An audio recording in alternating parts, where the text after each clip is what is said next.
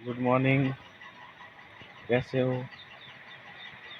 हाँ, अपन ने जो भारत का भूगोल 11th क्लास की जो किताब है, उसका जो पहला अध्याय था वो अपन ने कंप्लीट कर दिया था, जिसमें भारत की स्थिति और विस्तार के बारे में अपन ने डिटेल से अध्ययन किया। ठीक। फिर इसका दूसरा जो अध्याय था, भारत भारत की भौगोलिक विभाग, यानी भारत को कितने भौतिक विभाग है उसके बारे में अपन ने अध्ययन किया, जिसमें अपन ने भारत के भौगोलिक विभाग को अपन ने 6 भागों में बांटा था। सबसे पहला ऊपर वाला था हिमालय, उत्तरी हिमालय, फिर मैदानी भाग, फिर थार का मरुस्थल, प्रायद्वीपीय पठारी भाग, द्वीपीय भाग और तटीय भाग। इसको अपन ने 6 भागों में विभाजित किया था।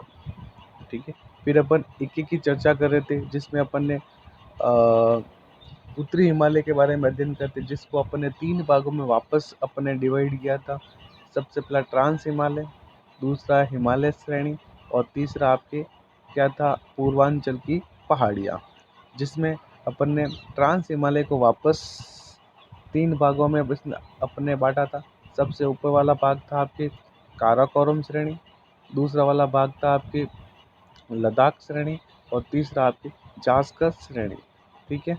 फिर हिमालय हिमालय को अपन ने वापस 3 भागों में बांटा था, महान हिमालय, मध्य हिमालय और शिवालिक पहाड़ियाँ।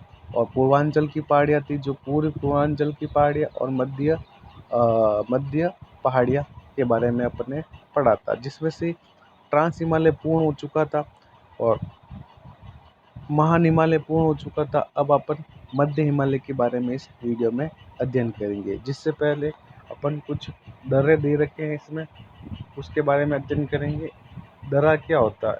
पहाड़ियों और एवं पर्वतीय क्षेत्रों में पाए जाने वाले आवागमन के प्राकृतिक मार्ग को क्या कहते हैं अपन? दर्रा, या इसको क्या कहते हैं? पासेस कहते हैं। यानी दो पहाड़ियाँ हैं या कोई दो पर्वत है, इन दोनों के मध्य से निकलने वाला जो रास्ता होता है, इसको अपन दर्रे के नाम से जाना जाता है, जो प्राकृतिक हो सकता है या कृत्रिम हो सकता है।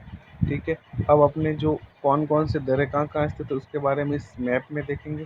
तो सबसे ऊपर जो दर्रा दे रखा है आपके, काराकोरम दर्रा, उसके पास आपके कौन सा है? बुर्जिल दर्रा, उसके पास आपके जोजिला दर्रा, पीर पंजाल, बनिहाल, खारदुंगला, बारालाचाला दर्रा, सिपकिला दर्रा, मान दर्रा, नीति दर्रा, लिपुलेख, जेलपला दर्रा, नाथुला दर्रा।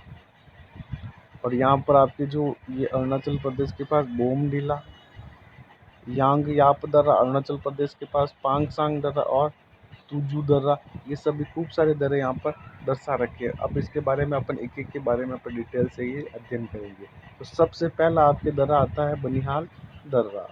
इसमें ये कौन सी श्रेणी में स्थित है? आपके पीर पंजाल श्रेणी में ये स्थित है, जो जम्मू कश्मीर से कहाँ किसको जोड़ता है? ये श्रीनगर को जोड़ता है। किसको जोड़ता है?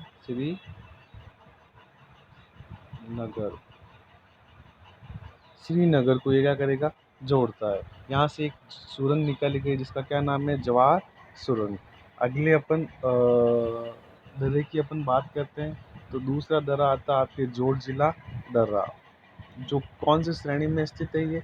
ये जोजिला दर्रा आपके जास्कर श्रेणी में ये स्थित है, जो श्रीनगर से कारगिल से होता हुआ लेह तक ये जाता है। यानी जो श्रीनगर से, यहाँ मान लीजिए श्रीनगर है, यहाँ पे कारगिल है और यहाँ पे क्या है? लेह। तो ये श्रीनगर से कारगिल होता हुआ कहाँ जाएगा? ये लेह तक ये जाता है। यहाँ पर एक नेशनल हाईवे है, नेशनल हाईवे नंबर 1A यहाँ से निकलता है। हाल ही में भारत सरकार द्वारा यहाँ पर जोजिला एक सुरंग परियोजना की शुरुआत की गई थी, जिसकी लंबाई है आपके 14.2 किलोमीटर। कितना है? 14.2 किलोमीटर। यहाँ पर ये जब ये बन जाएगी तो एशिया की सबसे लंबी सुरंग हो सकती है, ये होगी।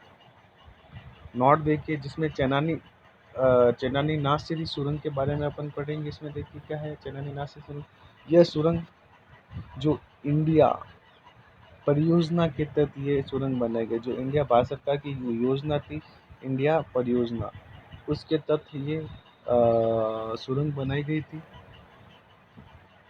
ये कहाँ से कहाँ तक सुरंग बनाएगी देखिए, ये उधमपुर जिले से चैनानी से रामबन जिले के नासिरी गांव है, जिसकी लंबाई है टोटल 9 किलोमीटर। ये लंबाई पर स्थित है, यानी जो उधमपुर जिला है जहाँ पे चैनानी से रामबन जिले का कौन सा है, नासिरी गांव तक, इन दोनों के बीच में 9 किलोमीटर चेनानी नासिक सुरंग बनाई गई। ये सुरंग बनाने से जम्मू और कश्मीर के मध्य लमसम 100 किलोमीटर दूरी क्या हो जाएगी, कमी हो जाएगी। यानी एक तो घूम के जाना पड़ता था, इसमें 100 किलोमीटर की क्या हो जाएगी, कमी हो जाएगी। और समय की भी कमी के 2 घंटे अपन को क्या लगेगा, थोड़ा कम समय लगेगा। लंबाई की दृष्टि से ये ये एशिया भारत भारत की नहीं, एशिया की सबसे लंबी ये सुरंग होगी। ठीक है। अब आता है दूसरा दर्रा, अगला वाला दर्रा था लिपुलेख दर्रा। ये दर्रा आपके उत्तराखंड में स्थित है, जो कुमायूं श्रेणी में स्थित है। उत्तराखंड में कौन सा है, कौन सी श्रेणी है, कुमायूं श्रेणी में ये स्थित है, जो भारत और तिब्बत के मध्य परंपरागत मार्ग है। यानी परंपरागत यानी पहले से ये मार्ग चलता था, अभी भी ये मार्ग यहाँ से इस लिपुलेख दर्रा से ये निकलता है। यहाँ पर कैलाश मानसरोवर की यात्रा इसी दर्रे से होती है। ठीक है। फिर अपन अगले दर्रे की बात करेंगे। अगला दर्रा आता है खारदुंगला दर्रा। कौन सा दर्रा है, खारदुंगला दर्रा, जो ये कहाँ पर स्थित है, लद्दाख श्रेणी में ये स्थित है। कौन सी श्रेणी में स्थित है, ये लद्दाख श्रेणी में स्थित है। ये सियाचिन, ये किसको जोड़ेगा, सियाचिन से कहाँ जाएगा, ये लेह तक ये जोड़ता है। ये भारत का सबसे ऊंचा मोटर परिवहन योग्य क्या है, ये दर्रा। यानी सबसे ऊंचा भारत का क्या कहा जा सकता है कि सबसे ऊंचा दर्रा कौन सा है, सॉरी, मोटर युक्त या मोटर चलने योग्य कौन सा दर्रा है, खारदुंगला। वैसे सबसे ऊंचा दर्रा कौन सा है, काराकोरम दर्रा। देखिए नोट देखिए, भारत का सबसे ऊंचा दर्रा कौन सा है, काराकोरम दर्रा, जो अभी कहाँ किसके अधिकृत में, चीन ने इसको अपने अधिकार में ये अधिकृत है, जो अभी क्या है, ये बंद है। अगर मोटर युक्त सबसे ऊंचा दर्रा पूछे तो आपको कौन सा दर्रा है, खारदुंगला दर्रा होगा। और भारत का सबसे ऊंचा दर्रा कौन सा होगा, ये काराकोरम दर्रा। अगला दर्रे की अपन बात करें, नाथुला दर्रा, जो ये गंगटोक, कहाँ कहाँ जाएगा, ये गंगटोक को ल्हासा से जोड़ता है। ये भारत और चीन के मध्य प्राचीन रेशम व्यापारिक मार्ग है। यानी प्राचीन यहाँ से रेशम का क्या किया जाता है, व्यापार किया जाता था, जो 1962 में इसको क्या कर दिया था, बंद कर दिया गया। तो वापस इसको 2006 में खोला गया था, और जो 2014 में प्रथम मानसरोवर यात्रा के लिए ये प्रयोग में लिया गया था। ठीक है दोस्त। फिर अगला है आपके दीपू दर्रा। ये भारत, चीन और म्यांमार की सीमा पर स्थित है। ठीक है। ये मांडले के लिए व्यापारिक मार्ग ये बनाता है। ठीक है। अगला दर्रा आपके आता है बुर्जुल दर्रा, सॉरी बुर्जिल दर्रा। ये दर्रा कहाँ पर स्थित है, ये आपके जम्मू कश्मीर में स्थित है। ये दर्रा, ये भारत और पाकिस्तान के मध्य जो नियंत्रण रेखा पर स्थित है, नियंत्रण रेखा यानी रेड विलेज जो रेखा है उसके ऊपर ये स्थित है। यह कश्मीर तथा गिलगिट के मध्य प्राचीन मार्ग को क्या करता था, ये प्रशस्त करता है, या प्राचीन मार्ग था। ये भारत को मध्य एशिया से क्या करता है, जोड़ता है। ये मध्य एशिया से जोड़ता है। इसी दर्रे से जो मुगल उगल थे, सब इसी दर्रे से भारत में क्या हुए थे, एंटर। तो वर्तमान में क्या अभी बंद है। अगला दर्रा है जेलपला दर्रा, जो पश्चिम बंगाल को कहाँ से जोड़ेगा, ये लाहौल से जोड़ता है। जो पश्चिम बंगाल को कहाँ जोड़ता है, लाहौल से जोड़ता है। ठीक है। ये अपन ने कुछ दर्रों के बारे में अध्ययन किया था, जिसमें से बनिहाल दर्रा था, जोजिला दर्रा था।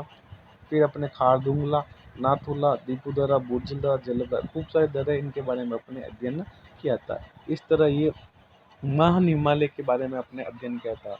अगला हिमालय आता है आपके मध्य हिमालय। कौन सा हिमालय आता है, मध्य हिमालय, जिसको अपन ने 4 भागों में इसकी शाखा है, इसको बांट सकते हैं अपन। सबसे पहला पीर पंजाल दर्रा, सॉरी पीर पंजाल हिमालय। अगला नाग टिब्बा, धौलाधर और महान हिमालय। ठीक है। अपन इसको डायग्राम के माध्यम से देखिए, जो ऊपर वाली देख रहे हो आप, ये महान हिमालय है। इसके नीचे आपके ये अगला पीर पंजाल, नाग टिब्बा, धौलाधर और यहाँ पर क्या है, महाभारत। ये किसकी श्रेणी है, मध्य हिमालय की श्रेणियों के अंतर्गत ये आता है। फिर देखिए, जो महान हिमालय और मध्य हिमालय के मध्य 2 घाटियाँ पाई जाती है। जो आपकी कश्मीर घाटी है, पश्चिम हिमालय जो पश्चिमी साइड में ये मिलेगी, और इधर काठमांडू घाटी कहाँ है, पूर्वी क्षेत्र में या पूर्वी दिशा में ये मिलेगी। यानी दोनों ये घाटी के महान हिमालय और ये मध्य हिमालय के मध्य ये स्थित है। ठीक है। फिर इसके आगे देखिए, इन दोनों के मध्य एक फॉल्ट है जो MCT के नाम से जाना, मैन चैनल ट्रस्ट के नाम से इसको जाना जाता है। ठीक है। इन दोनों के मध्य श्रीनगर में एक वुलर झील स्थित है, जो करेवा सागर के क्या है, यहाँ पे अवशेष पाए जाते हैं। पहले यहाँ पे कहा जाता करेवा सागर था, उसका अवशेष कौन सा है, वुलर झील। यहाँ पे करेवा मृदा पाई जाती है, जहाँ पर केसर यानी जाफरान की कृषि यहाँ पर यानी की जाती है। ठीक है। फिर इसको देखो, ये 4 भाग है, पीर पंजाल, नागटिबा, धौलाधर और ये महान हिमालय। इसको अपन मध्य हिमालय को 4 भागों में अपने डिवाइड किया था। अब अभी विशेषता के बारे में पढ़ेंगे। देखिए, मध्य हिमालय का पश्चिम में विस्तार कहाँ पर है, पीर पंजाल श्रेणी के नाम से जाना जाता था, और इसका विस्तार है जो झेलम से व्यास नदी के मध्य लगभग कितना किलोमीटर है, 400 किलोमीटर है। यह मध्य हिमालय की सबसे लंबी श्रेणी है। मध्य हिमालय कौन सी श्रेणी है, पीर पंजाल की सबसे लंबी श्रेणी है। इस श्रेणी में स्थित पीर पंजाल दर्रे से प्राचीन मुगल सड़क पाकिस्तान तक ये जाते, जो अभी अभी अपने दिन के तब गुजिल दर्रा वहाँ से ये वर्तमान में क्या है, बंद है। पीर पंजाल तथा महान हिमालय के मध्य कौन सी घाटी है, कश्मीर घाटी स्थित है। मध्य हिमालय और पीर पंजाल के मध्य कौन सी घाटी है, कश्मीर घाटी है। महाभारत श्रेणी तथा मध्य हिमालय के मध्य कौन सी आपके, काठमांडू श्रेणी। अगर अपन दो हिमालय की बात करें, महान हिमालय और मध्य हिमालय के बारे में, तो दोनों घाटियाँ कश्मीर घाटी और काठमांडू घाटी। अगर अपन पर्टिकुलर किसी की बात करें, तो पीर पंजाल श्रेणी और महान हिमालय के मध्य तो कौन सी है, कश्मीर घाटी। और महाभारत और मध्य हिमालय के मध्य कौन सी आपके, काठमांडू घाटी कहाँ है, यहाँ पर स्थित है। फिर इस हिमालय में कुछ उत्तरी ढाल पर घास के मैदान भी पाए जाते हैं, जिसको यहाँ कश्मीर में मर्ग कहते हैं। क्या कहते हैं इसको, कश्मीर में मर्ग के नाम से इसको जाना जाता है।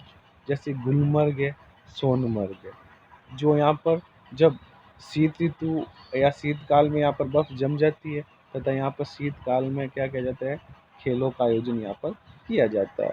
उत्तराखंड में इन्हीं घास के मैदान का अलग नाम है, बुग्याल के नाम से या बयार के नाम से इसको जाना जाता है। ठीक है।